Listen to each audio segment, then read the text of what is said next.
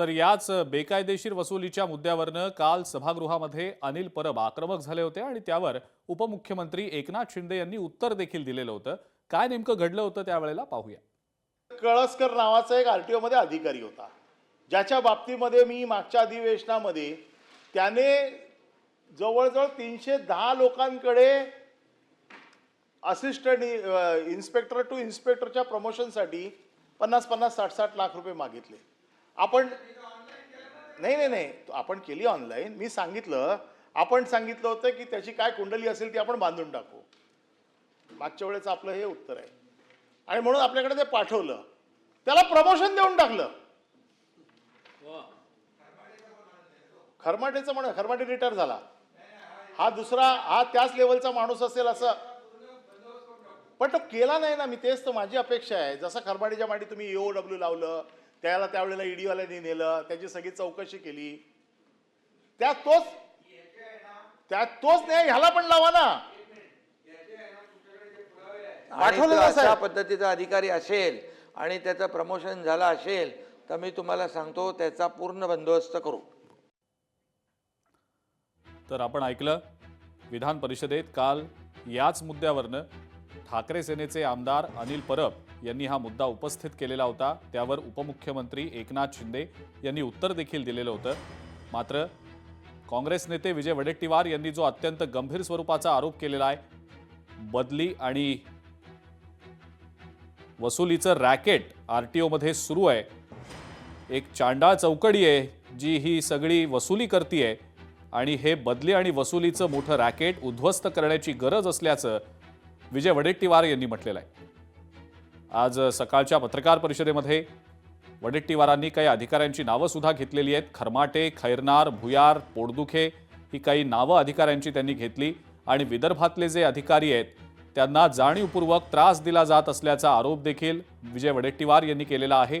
पश्चिम महाराष्ट्रातले हे अधिकारी विदर्भातल्या अधिकाऱ्यांना जाणीवपूर्वक त्रास देत असल्याचं विजय वडेट्टीवार म्हणतात। अत्यंत गंभीर स्वरूपाचे आरोप यावेळेला विजय वडेट्टीवार यांनी केलेले आहेत। मुख्यमंत्री आणि परिवहन मंत्र्यांकडे पत्र लिहून चौकशी व्हावी या सगळ्या प्रकरणाची अशी मागणी सुद्धा विजय वडेट्टीवार यांनी केलेली आहे। विदर्भातले 64 जण आरटीओ मध्ये रुजू झालेले होते, मात्र या नियुक्त्या खैरनार आणि भुयार या 2 अधिकाऱ्यांच्या मर्जीनं न झाल्यानं आता हे अधिकारी या 64 जणांच्या पदोन्नतीमध्ये अडथळे आणत असून जे अधिकारी या वसुलीला नकार देतात त्यांना एसीबीच्या जाळ्यात अडकवण्याची किंवा त्यांची बदली करण्याची धमकी दिली जातीये, असा गंभीर आरोप सुद्धा विजय वडेट्टीवार यांनी केलेला आहे।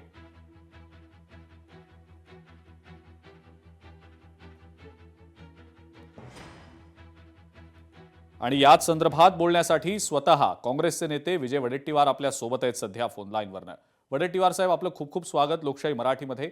आपण आज एक अत्यंत गंभीर स्वरूपाचा आरोप केलात, परिवहन विभागाच्या आतमध्ये जे बदली आणि वसुलीचं रॅकेट सध्या सुरू आहे, चांडाळ चौकडीचा आपण उल्लेख केलात। या सगळ्याच्या अनुषंगानं काय नेमकी तुमच्याकडे माहिती सुरुवातीला आलेली होती आणि आपण एक पत्र देखील लिहिलेलं आहे मुख्यमंत्र्यांना आणि परिवहन मंत्र्यांना, त्याबद्दलची सुद्धा माहिती आपल्याकडनं वडेट्टीवार साहेब जाणून घ्यायची आहे। काय झालं की हे यामध्ये मूलतः हे खरमाटे नावाचे ग्रस्त पूर्वी अनेक वर्ष या परिवहन विभागामध्ये बदल्यांचा आणि वसुलीचं काम करत आहेत।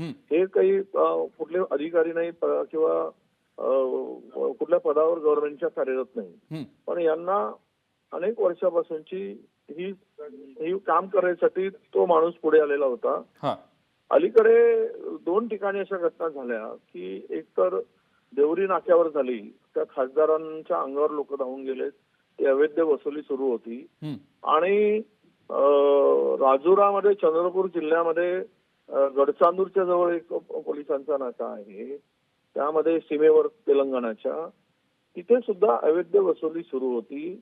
आणि ह्या वसुलीमध्ये मुख्यत्वे यामध्ये काही लोक बाहेरची ठेवले गेली आणि ती सगळी वसुली करतात। म्हणजे तुम्हाला मला सांगताना या सगळ्या प्रकरणामध्ये हे संपूर्ण रॅकेट चालवायचं काम बदल्यापासून हा खरमाटे करायचा। परंतु विदर्भामध्ये जवळपास 64 आरटीओ इन्स्पेक्टर रुजू झाले, ते सगळे विदर्भातील मंडळी आहेत हं. आणि या मंडळींनी त्या ठिकाणी याची मोनोपॉली जी काय आहे ती तोडून टाकली, कारण हा ब्लॅकमेल करायचा. हां 100 रुपये वसूल झाले तर 90 रुपये हा घेऊन जायचा. त्याच्याबरोबर भुयार नावाचा व्यक्ती आणि 2 सस्पेंड झालेले ही अधिकाऱ्यांची चौकडी होती. जर यांना विरोध केला की आम्ही धंदे करत नाही किंवा वसूल करत नाही, तर ते त्यांच्या मागे प्लॅनिंग करून एक ट्रॅप लावलं जायचं बर आणि त्यामध्ये अँटी करप्शनचे काही अधिकारी त्यामध्ये मग एडिशनल एसपी गेले 7-8 वर्षापासून तो इथे आहे, नागपूरला आहे. त्या अधिकाऱ्याला हाताशी धरून या पोरांच्या विरुद्ध पुरावे काहीच नसताना हा. हे सगळ्या हा. एकेकाला टार्गेट करून यांना अँटी करप्शनचे रेट टाकायला लावायचे. हां त्यांनी कुठला फोन केला नाही, कोणाला कधी पैसे मागितले नाहीत, तर या पोरांना अशा पद्धतीनं धमकावण्याचं काम सुरू झालं. हां आणि यातून हा सगळा प्रकार पुढे आला की हे पूर्ण मुलं धास्तीत गेलेत. 3दा असा प्रयत्न झाला. बर. या मुलांनी त्याला नकार दिला. तो एक ब्लॅकमेलर आहे. बर भुयार नावाचे आरटीओ आहेत, ते इथे अकोल्याला बदली त्यांची झाली, बर पण ते अकोल्याला ड्युटी करत नाही, ते येऊन नागपुरातच बसतात. आणि मग खरमाटे हे आणि त्यांच्यावर असलेले 2 अधिकारी म्हणजे सस्पेंड झालेले, आणि त्यांनी एक नागपुरात योगेश नावाचा माणूस बसवून ठेवलाय. आणि हा व्यक्ती पूर्णतः वसुली करतो आणि खरमाटेकडे पोहोचवून देतो. बर जर नाही दिलं त्याला, कारण या सगळ्या बारकावे माहित आहेत.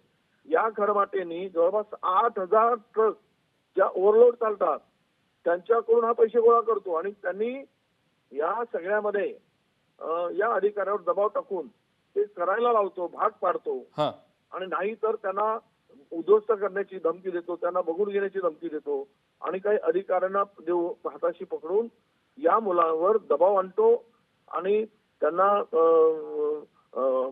एसीबीची रेड पण करायला लावतो.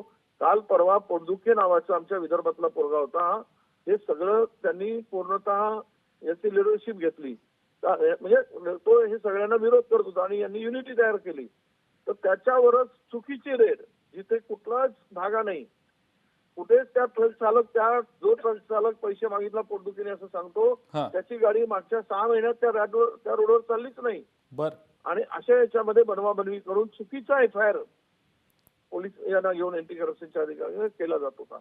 आणि त्यामुळं हे सर्व रॅकेट उघडं पडलंय आता. आणि यांनी होळीच्या दिवशी सगळ्या अधिकाऱ्यांना बोलवून धौस देऊन होळीच्या दिवशी नागपुरात हां सगळे अधिकारी विदर्भातले गोळा केलेत, खरमाटे आहे, भुयार, हे सगळे येऊन यांनी तिथे बैठक लावली आणि त्यांना वॉर्निंग दिली की जर तुम्ही हे करत असाल हां तर तुम्हाला आम्ही बघून घेऊ म्हणून. बर अशा पद्धतीनं हा सगळा रॅकेट या राज्यामध्ये सुरू आहे. बर पण वडेट्टीवार साहेब, एक प्रश्न या निमित्तानं विचारायचा होता तुम्हाला की कालपर्यंत विधिमंडळाचं अधिवेशन सुरू होतं. हा मुद्दा जर तुम्ही उचलला असता याच दरम्यान तर यावर आणखीन काही मोठी कारवाई झाली असती लगेचच तातडीनं. बरोबर. आणि या संदर्भातली लक्षवेधी मी दिलेली होती, पण ती बर. चर्चेला आली नाही. बर कारण लक्षवेधी दिली होती मी, हा.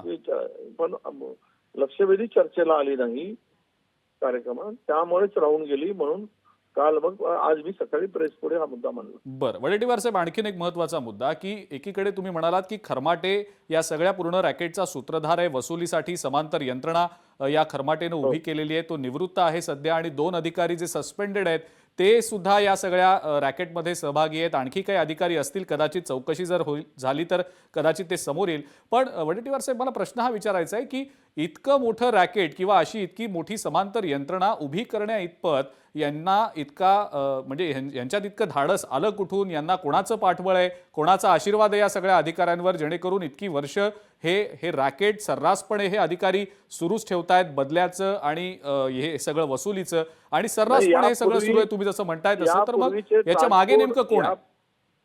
यापूर्वीचे ट्रान्सपोर्ट कमिशनरच्या ध्यानात या बाबी सगळ्या आल्या होत्या, पण त्यांनी ते पुढे जाऊन कारवाई करायचं धाडस का नाही केलं? तर कदाचित आमच्यामध्ये कुठेतरी समझोता झाला असावा. बर बर आता नवीन कमिशनर आलेत, हां त्यांना ही सगळी काही गोष्टीची कल्पना कदाचित आहे की नाही मला माहित नाही, कारण आता रुजू झाले. हां पण एक सांगू आपल्याला की ह्या सगळ्या अधिकाऱ्यांच्या प्रमोशनचं काम, हां पोस्टिंगचं काम आणि यांच्याकडून वसुली करून घेण्याचं काम हेच रॅकेट करतं. आणि यांनी बरोबर यांच्यावर दबाव टाकण्यासाठी पूर्णतः प्लॅनिंग करतात.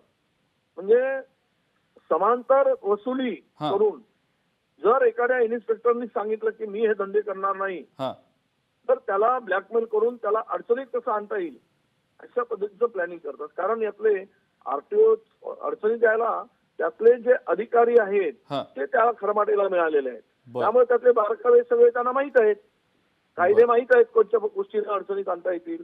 त्यामुळे त्यांना दबाव टाकतात आणि जबरदस्तीनं ते वसुलीचं काम या सगळ्यांच्याकडून करून घेण्याचं काम चाललेलं आहे. बरं वडेट्टीवार साहेब 100 आणखीन रुपये एक झाले तर हा. 10 रुपये तू ठेव, 90 रुपये लगेच त्यांचा माणूस येतो आणि गोळा करून घेऊन जातो. बरं असं हे सगळं रॅकेट. वडेट्टीवार साहेब आणखीन एक मुद्दा तुमच्या स्लिप बोलण्यात आहेत हा. याच्या संदर्भातले पूर्णतः रेकॉर्ड आहेत. म्हणजे आपल्याला सांगतो की यांच्यामध्ये झालेल्या संवादाचे संपूर्ण हा ऑडिओ क्लिप आहेत, काही व्हिडिओ सुद्धा आहेत. बर हे सुद्धा पुरावे माझ्याकडे आहेत. माझ्याकडे सगळे ऑडिओ क्लिप दिलेले आहेत. या बर. संदर्भातली बातमी पण आलेली आहे काही लोकल चॅनलमध्ये, कशा पद्धतीने हे केलं जातं.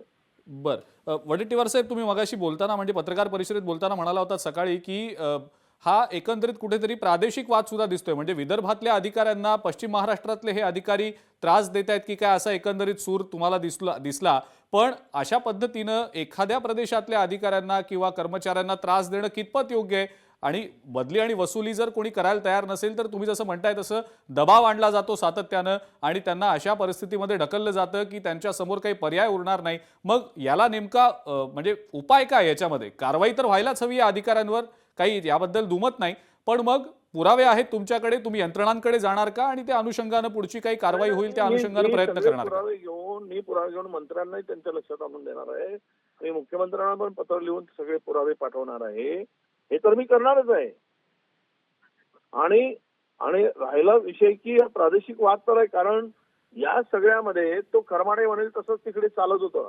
सगळ्या अधिकाऱ्यांचा एक साखळी तयार झाली होती. ती साखळी छेदण्याचं काम एक नवीन तरुण पोरगा आला आणि त्यांनी ते धाडस केलं. तर त्यालाच ट्रॅप मध्ये पटकवण्याचं काम झालं, खोट्या ट्रॅप मध्ये. म्हणजे इतकं बदमाश मंडळी ही आहे.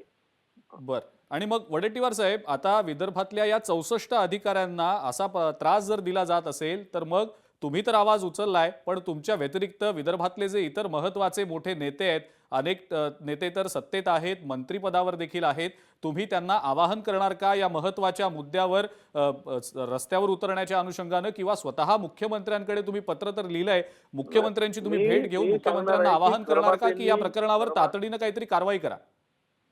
मी त्या भुयारचे आणि यांचे आपल्या खरमाटेंचे आणि ते 2 अधिकारी आहेत त्यांचे नावं पण मी सकाळी घेतलेत.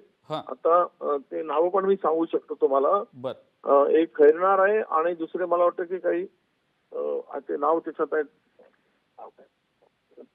पत्र त्यातमध्ये नावं मी दुसरे पण आहेत. हे सस्पेंड झाले, याच कारणामुळे सस्पेंड झाले. सस्पेंड होऊन सुद्धा हे दोघे नागपुरात असतात आणि हे सगळं मिळून चालवतात. मी आव्हानच करतो आणि मी मुख्यमंत्री महोदयांना पण आवाहन करणार आहे की हे सगळं कुठेतरी थांबलं पाहिजे.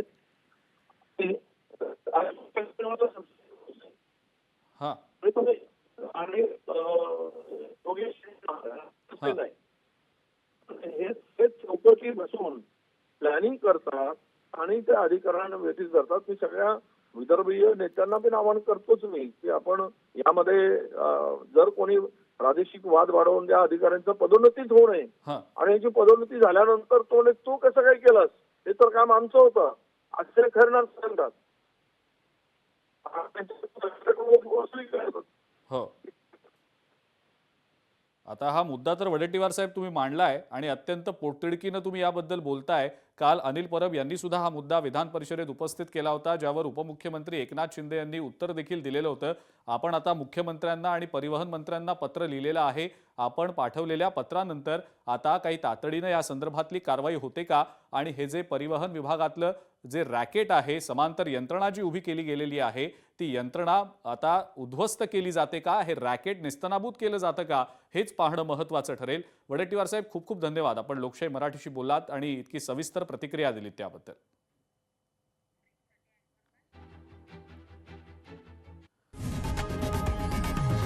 लोकशाही मराठी ऐका, पहा, जागरूक रहा.